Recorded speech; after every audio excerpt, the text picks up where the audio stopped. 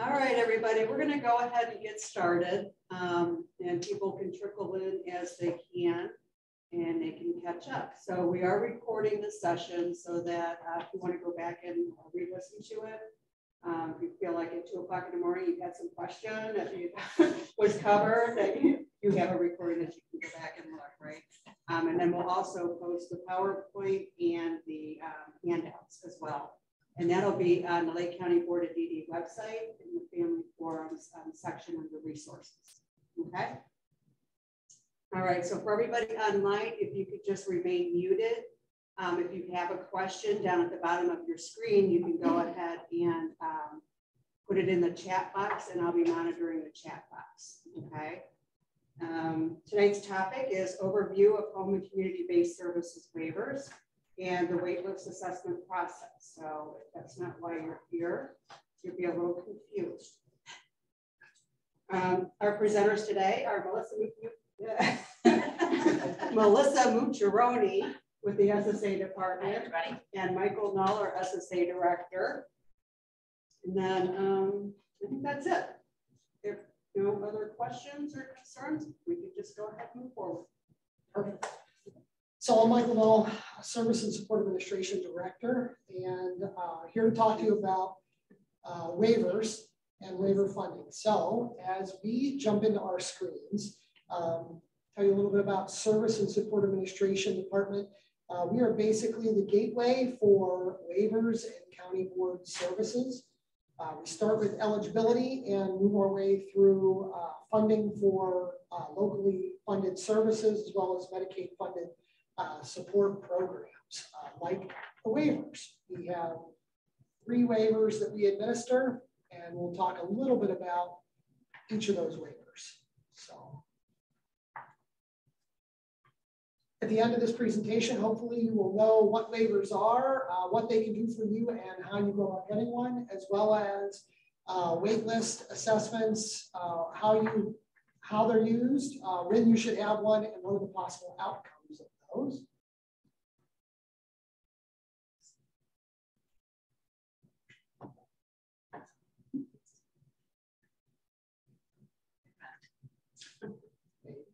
Pointed at that. Oh. So what is a waiver? Let's just start with what is a waiver. A waiver is Medicaid funding that allows people to stay in their homes and get support rather than require them to live in a community care facility for individuals with intellectual disability.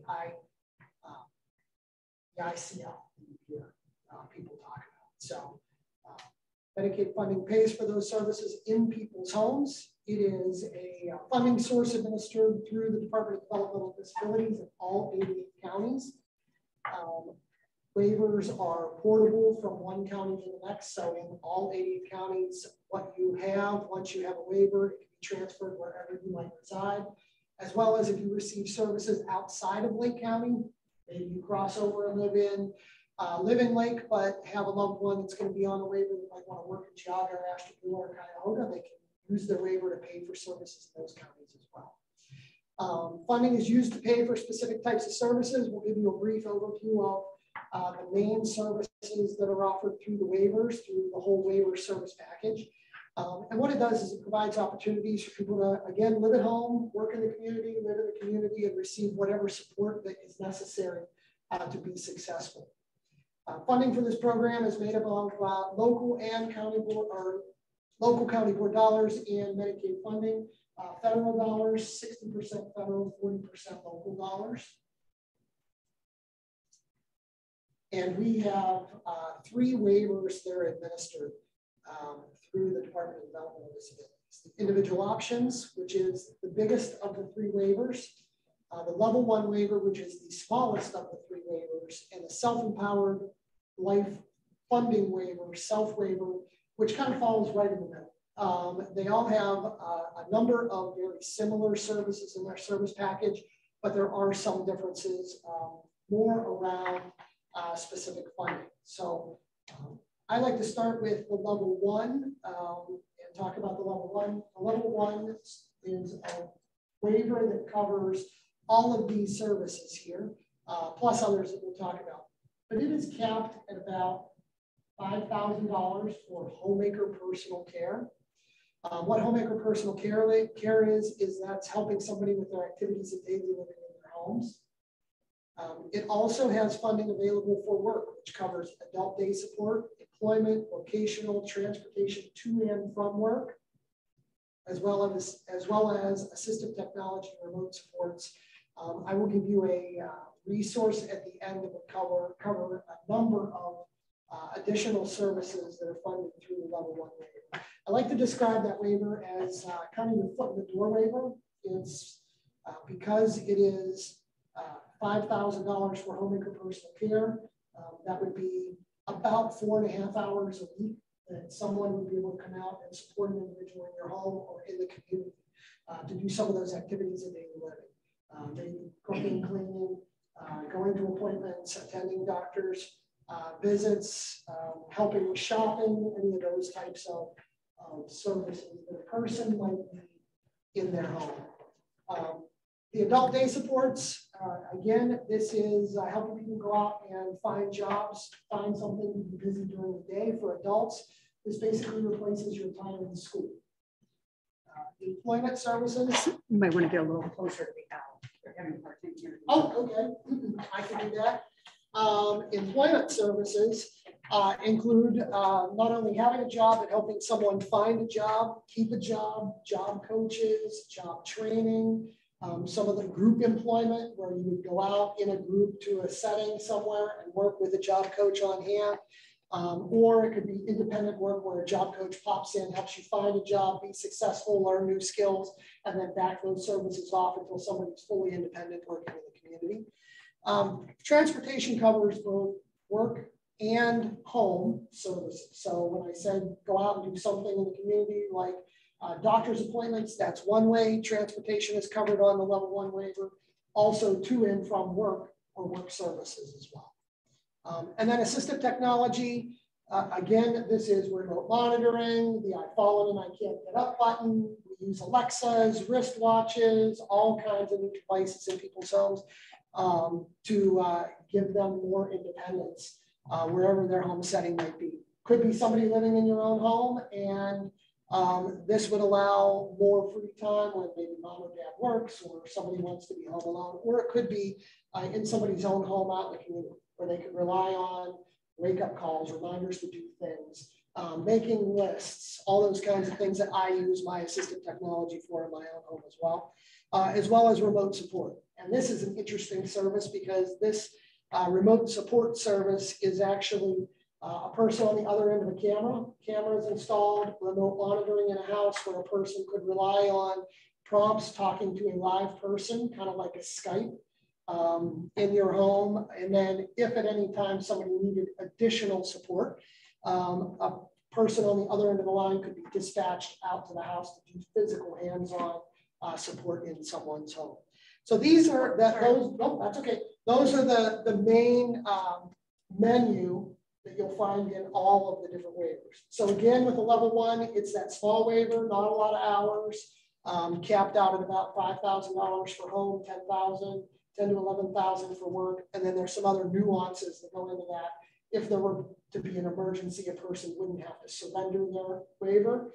We can increase those hours in 3-year increments to cover any types of emergencies that might be going on. I always, when I do orientation for the agency, I always talk about an individual on the level 1 waiver living at home with an aging parent. Maybe the parent falls and breaks a hip and needs to go into rehab themselves for a short period of time. Instead of that individual on the waiver having to find a new place to live, we can increase the cost for a short period of time to cover extra care in the home that the parent would normally be supporting that individual with. So, individuals seeking Medicaid waivers have a developmental disabilities level of care. It is a non-financial eligibility requirement for Medicaid long-term care programs is what level of care is. All of our folks that are on the waivers, because the Medicaid waivers have to qualify for Medicaid. In the Service and Support Administration Department, we have service and support administrators that can support, offer support with benefits, do benefits analysis, as well as explain some of the different Medicaid requirements.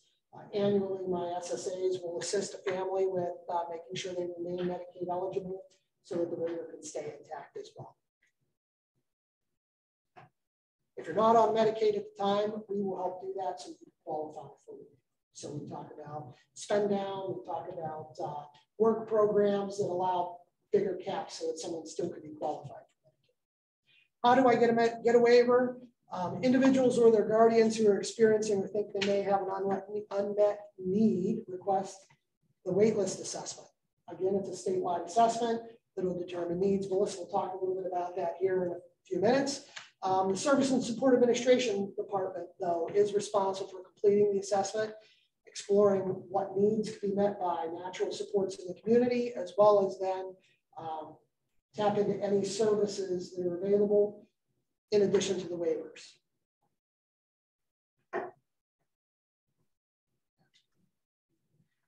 Before we talk about waitlist assessments, let's talk about the other waiver packages. So we talked about the level 1 waiver, which is the smaller, foot in the door, $4,000, $5,000, 4.5 hour care. The self waiver is a little bigger. The self waiver kind of picks up where that $5,000 cap for home and community-based waivers falls off. Picks up from there, and with children, it goes up to $25,000. With adults, it goes up to $40,000. So you can obviously the SSAs can budget more home and community-based hours out of that. It also still covers work services, all the work services, assistive equipment, remote monitoring. There's also adaptive assistive equipment. So we have people that as they age in place, they might need a ramp or a lift or widened doors or an elevated commode, creative things that Medicaid would cover, grab bars, things like that. So waiver also pays for those as well. The difference between children and adults for the self waiver really is that education is mandated. So you don't have to have an extra $15,000 differences because it pays for work services for adults, whereas kids go to school for free. So that's really the difference between those two. Once you get out of the self waiver, you get an individual options waiver, which has a much higher ceiling based on need. Any individual that qualifies for the individual options waiver is basically assessed and put into one of 9 categories. And those 9 categories based on need kind of dictate the amount of support a person might need in their home. And that would pick up from those the 20 to 30 hours a week that the self waiver would cover to 24/7 in somebody's home. So that would cover around the clock care, as well as all of those other services along the way. And that's the individual options. All the waiver packages, and I'll attach the waiver comparison chart, which will break down and show all of them. But again, they all cover transportation to and from work, transportation to and from activities in the community, to like doctor's appointments, the homemaker personal care in people's homes. A big part of what SSAs do is assess and monitor and make sure that those services are being administered in the way that the team agrees. So this is all driven by the individual and their guardian, what they would like to see have in their life at the time in terms of future outcomes, as well as needs that are assessed along the way. So it's a continuous process. Every year we go through that process, we develop a person-centered plan that addresses all of the areas of need or want that a person might have. It's a really brief overview of waivers, but if you have any questions, I'll gladly help.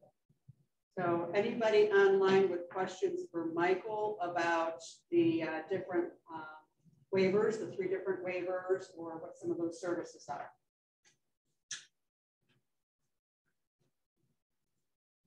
And if not, it's okay. If you think of one later, go ahead and add it to the chat box. But for now, we're going to go ahead and move forward with the waitlist assessments, and Melissa's going to walk us through that process. Hi, everybody. As Jody mentioned, my name is Melissa Mucciaroni, and I'm an SSA here at the county board. And I get to work with families primarily who don't already have waiver services and work with these waitlist assessments. As we touched on earlier in our previous slide, our rule has changed in 2018. So this waitlist assessment process is relatively new. And I think for a lot of families that we support, you have probably been connected to us in some capacity for a long time. And, it's always good to hear all this information again because it is so much. And, one thing I do want to kind of stress is that you're not alone in walking through all of this. Everything Michael just talked about, you will have an SSA who's the author of these plans, gets to do all these services, it's going to help you navigate all of those funding packages that Michael talked about because it's a lot. It's a lot to digest. But formally, and as we've already mentioned, this is a statewide assessment tool. So it's the same process no matter if you live here in Lake County, you live in Franklin or Ashtabula. What we're looking at is an individual's needs. And when I meet with families, no situation is ever completely identical. So when we address and talk about what is it a person needs to be supported throughout their day, it comes into play to who is supporting that person. Maybe who do we have in our home that is already helping us, or maybe what other helping agencies we may be working with. Getting all of that information helps us to really identify these different categories here that this assessment tool is meant to capture. So formally you see these, and if you've ever been through this process with me, you may have had an outcome already and maybe had already gotten a letter that one of these is referenced. But what we're really looking at in this truly conversation style assessment, when I talk with families, I'm not necessarily behind a computer, we're talking about your life, your loved one's life, and everything that, it is, the good, the bad, the hard, the easy, the great. We want to kind of delve into all of that because what we need to take a look at is the person that we're having the conversation about, do they have anything where we're really at risk? That person's health, their safety is at risk, and we're talking in a very short time frame. You can see that 30-day is kind of the benchmark for what qualifies as an immediate need. Sometimes when we talk about an immediate need, though, what may be the most emergent need, it may not even be something that the waiver supports. And so we have to really take a look at what is our need and what does the waiver do, and is it a category that the waiver supports? We may have to look towards getting linked to another service or agency. That's a lot of what SSAs do, is refer and link to community resources and that kind of thing. But an immediate need, when we meet with somebody and they do have that immediate need, and it is where we are saying, we've looked at everything, the services that we're connected to, the only way that we're going to be able to support this person, it is through these waiver services, then that has us kind of working in a certain, you want to think of like an emergency situation, kind of a planning process, so that we're working at getting that need met right now, because waiver enrollment is a process and it takes some time. So we may have to do A and B. Am I too far? Okay. A current need is something where we can actually, and this is kind of unique and something I've actually liked in this whole new rule change and process, is that we have the ability now to say, well, I don't have a need today, but I know this is happening, and this is happening in 6 months. And it can be something like Michael mentioned, not breaking a hip, but maybe I'm going to be having a surgery. And maybe after I have that surgery, my ability to do the things I do every day is going to be greatly impacted, and it's never going to be back where I was. Or maybe it's my loved one is going to be exiting education, and we know that that's coming in June. Do I have to wait until June? Not necessarily, no. We want to be able to, under these this heading, we want to be able to be planning for that need when it's coming, because like I said, it is kind of an enrollment process, if you will, to get onto the waiver. When you have no unmet need, that means that we may have identified needs, but what we're saying is that we may be meeting it through other needs. And so I'm going to give an example of a person who still may be in school, and they're being supported through educational services. They are, still working on their IEP support, and they've met their academic criteria, but now we're working on vocational goals. And so we're getting those services. Maybe we're enrolled in our county board program called Family Support Services, and that's helping us get some reimbursement for some of the things that we need. Maybe we are accessing community mental health, so that's helping our mental health need. So those are needs that we have, but we have 3 sources of what's supporting us at this time. So that is an example of needs that we've identified that are being met by other sources, or we could have the other side of that everything's really going okay right now. We don't really have anything going on, and then there's no needs, and that's possible outcome as well. I wanted to throw in here and just touch on the not eligible, even though I can honestly say I don't know how often that happens, because we we mentioned that the Medicaid waivers are for folks with a developmental disability level of care. That's what this not eligible captures. If you don't have a developmental diagnosis, a developmental disability, then you're not going to have that developmental disability level of care. And so there's a specific set of questions that are at the beginning of my assessment that if you don't have that, then we really aren't able to go any farther. So that would be when you would see that. We have a really good team, I think, in our SSA office, and we have what we call an immediate needs review committee. And so anyone who's doing an assessment is going to sit down with management, is going to sit down with their peers that do these assessments, and we're going to review them to make sure that we've asked all the questions we need to ask.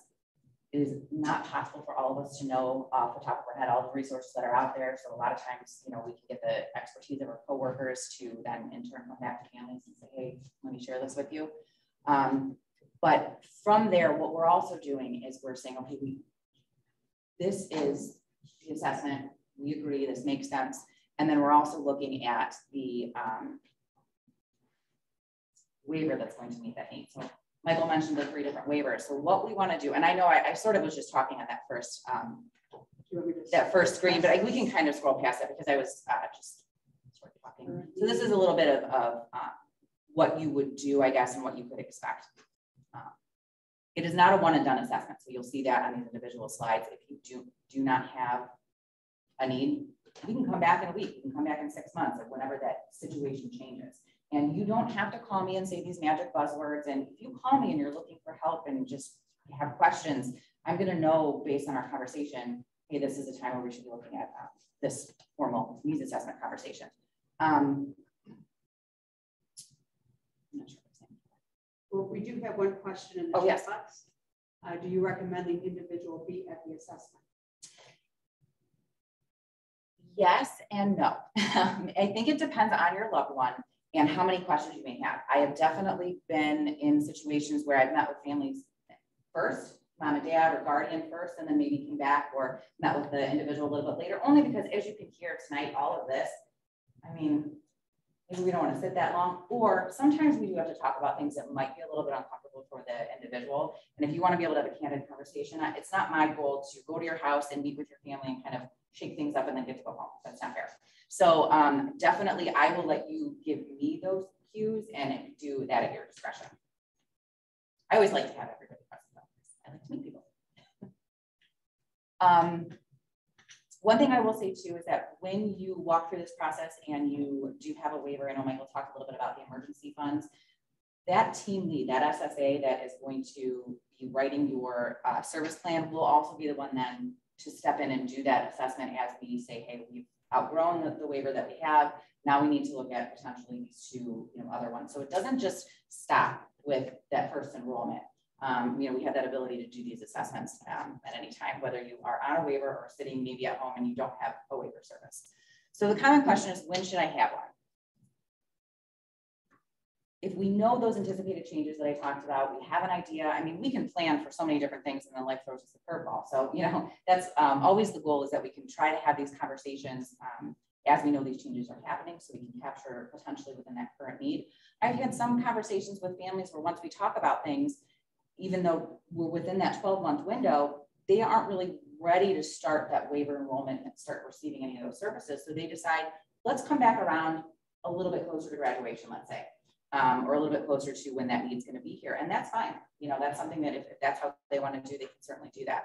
If you've already had an assessment, and for any of you who were part of the old wait list, that was, in place prior to September of 2018, you may have already had a waitlist assessment. And at this point, we're now a few years outside of that, rule change. So your situation very well could be very different. So if you're sitting here thinking like, I don't know if I've had changes, talk to me. We can talk it through because, sometimes you may not realize that what you're just doing every day, that really is a change. And let's talk about how we can maybe make it a little bit easier for you guys. So we can do a new needs assessment at that time. So when I'm out and I'm talking with families and meeting people, it's not just about, the waiver service package. It's making sure that, we can get you connected to other things that may be out there, or to really kind of think outside the box. I use this analogy all the time. It's like putting together a puzzle. We have all these pieces.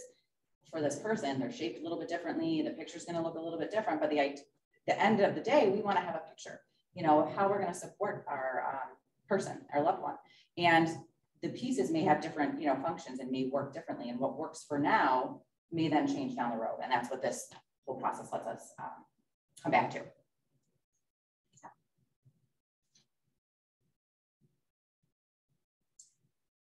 I kind of just said this. So a little bit about our needs and being that there are other ways to meet needs. So sometimes we do sit down at the table together and there are things that's like, wow, we're really just, I didn't know this was out here. I don't really know what to do about this. And we're connecting to other avenues. Waiver is not gonna, the waiver services are not the only way to support someone. I think that the waiver funding package is really a great resource, but it's not intended to be the end all be all and do everything. You know, one of the things you may or may not have noticed of the services that Michael talked about, you know, waivers do not pay for a person's rent or their living expenses. So, you know, those are things that, you know, what the waiver brings to the table is the support staff and maybe the remote monitoring supports and the transportation. So those are the pieces of the puzzle that service brings.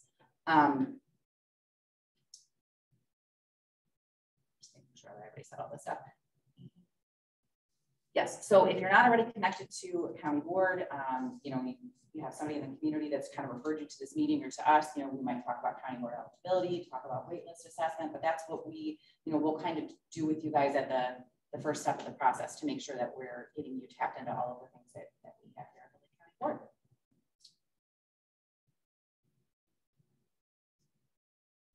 All right, so I think that wraps up Melissa's presentation on the waitlist assessment process. Does anybody online have any questions?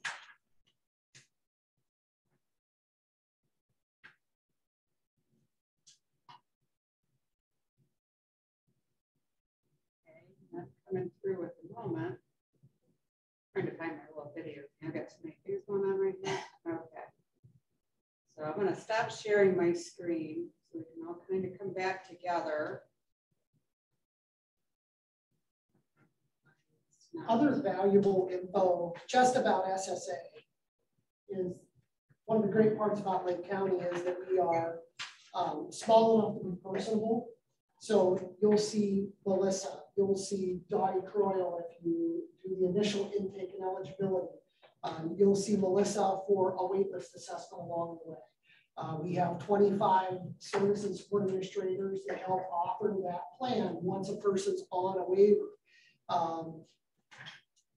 In addition to those 25 SSAs that all carry a caseload of folks that have waivers, we have behavior support specialists that can support somebody if they're just having challenging behaviors at home.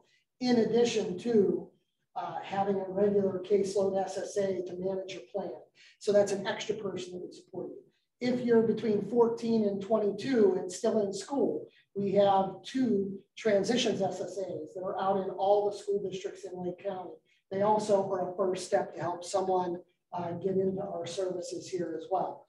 We have a mental illness developmental disabilities coordinator that their job is basically like an in-the-house mental health case manager that was an SSA. We have people that support benefits, people that have worked at Medicaid, people who have worked with Department of Job and Family Services in various capacities. So being a department that is small and personable is a great asset for families. So if there's ever any questions, somebody within our department will be able to meet you where you're at in the process and help you along to get the needed services. We have another question in the chat box. What should we as parents bring to the waiver assessment? So let me clarify, Andrea, do you mean waitlist assessment or when we're assessing to enroll on the waiver? You can unmute. Okay. The one, not like my Jacob, it will be transitioning out of school in the from going from the school work program at Mentor Cardinal Labs to the community. So I had that assessment coming up. So I guess it's the waiver assessment. I don't know exactly what it's called, but okay. My question is like, do I bring ETRs, IEPs, letters of his diagnosis conditions from his psychologist, or do I just bring me? I would just bring you. Okay. We don't typically need to gather that kind of information during the needs assessment process unless we're really needing to capture that there's, some extenuating circumstances, whether they're medical needs or behavioral needs. And a lot of what you are mentioning, because we've gone through county board eligibility, or if you're working with our transitions team members, we have that information. And we've already had it in the past. So I don't want to make you bring things that. Okay, thank you. So, question. So the assessment that Dottie did on my daughter when she was 16, is that part of this process? Like, I want to know where I am in the continuum right now, because she's going to be 18 at the end of the year, and then she'll be doing her, social graduation next June. No, in 2024. But I just didn't I just don't know where I am on a needs assessment. Has it already been assessed that she's going to be eligible eventually because we're on that old wait list waiver thingy? So I'm going to answer this in part if I can. So the assessment that Dottie Croyle does, so the Ohio eligibility determination is for county board funded services. So that is your family support services, if you're enrolled in that program. All of the ancillary kind of SSA support that Michael mentioned would also be considered like that locally funded support. So being able to have our, transitions team at your IEP meeting, our recreation department, those things are what that is, giving you access into. The old waitlist rule had everybody waiting in line, waiting for that number. Right, it was like a magic number. Correct. And so it was very complicated. I mean, if I could just sum it all up in a little phrase, very complicated. Well, I thought so, because I'm like, she's gonna be 99 in debt by the time she gets And on the list. They took us off. And it was, very intimidating when I could only imagine opening your letters. So what the needs assessment process did is, if you think of it, we're not going to wait in line for something that we don't need now, or we don't need within that reasonable period of that current need I talked about. That was like your 12-month window. Right. It doesn't make sense to be standing in line. I'm going to steal your analogy. I still use this all the time. It's like a deli. You were waiting in line for that deli number to be called. And like you said, they're only at serving 10 and I'm 999. So now what we're able to do as a county is we're able to say, we're able to get to the people that have needs when they have them. Almost. It's basically the biggest, most pressing needs, and then you go from there. Yes and no. I mean, really what we're looking at is you're coming in at any point. So you could have been at the point with just doing the county board eligibility with Dottie, and everything was just feeling so big, what was going on at home, and all of these different things with your daughter were, we needed more. Maybe we're doing that needs assessment at that point. Or maybe just kind of like what you're saying, we're socially graduating and we're going to be exiting formally at this point. So maybe that's when we're going to really be looking at the needs. So what we're doing now is we're taking this whole process, and the shift is that we're not having you wait in line today because you need something in 2024. And then having everybody else do the same thing that's pushing you back, like under that old rule. We're now able to look at your daughter, look at that need when it makes sense. And then while the term wait list still exists and you'll still see it, it's more like a planning platform, because as we're moving through that process, we've identified a need, we've submitted that to the state, where we get the whatever identified waiver may be, the allocation from the state. That's the waiting list, that's the waiting period.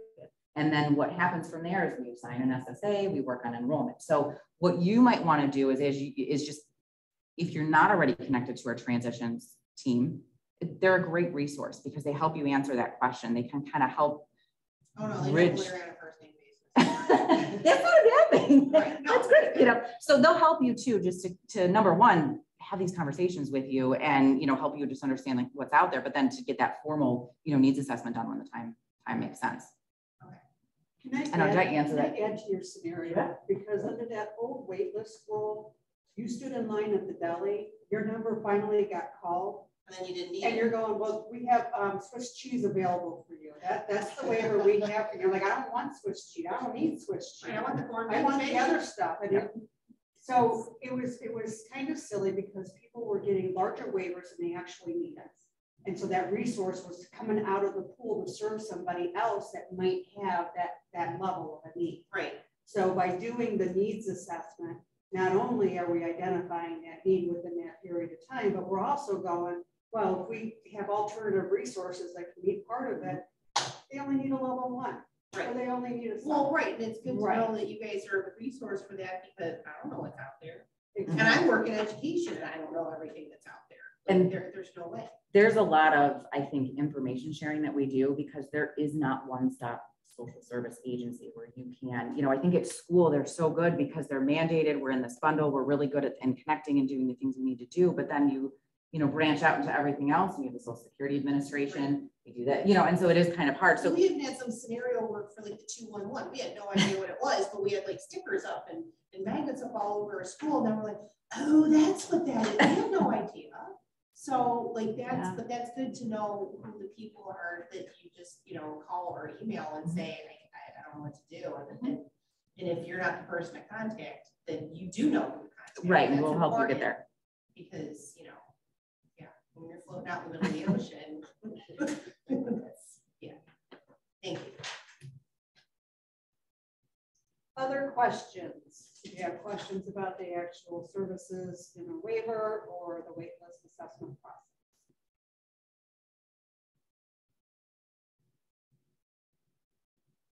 Well, like I said at the beginning of the session here, if you wake up at 2 o'clock in the morning, and I'm looking at somebody specifically in the audience, and you have a question, you'll be able to go back and take a look at and listen to the session again. And certainly you can then give a call, write down your question, give a call in the morning, for our SSA department. It will take probably about a week in order for me to get this rendered and get it up on our internet. But if you go on the Lake County Board of DD website, and you go under resources to family forums, it'll all be right there with the handouts. So. Yes, and the handouts that are mentioned, for those of you that are in person, you can see them, but they're a nice tool that talks about how Medicaid pays for services in the intermediate care facilities that Michael mentioned versus on these home and community service waivers. So it's there you go, right there. It is nice because I think it's another way that it's explained, so it's not our words. And then this comparison tool as well, again, gives you kind of that snapshot. Also embedded in the handout, I think on one of the last pages is my contact information and Michael's as well. If you have any questions, general, not sure where to start, feel free to reach out to me. I mean, that's a lot of. All right. Well, thank you everybody for coming in person and attending online. We appreciate that. I hope you got something out of this, a takeaway that will help you. And of course, now you know who to call if you have additional questions. So appreciate you guys attending. Thank you. Thank you.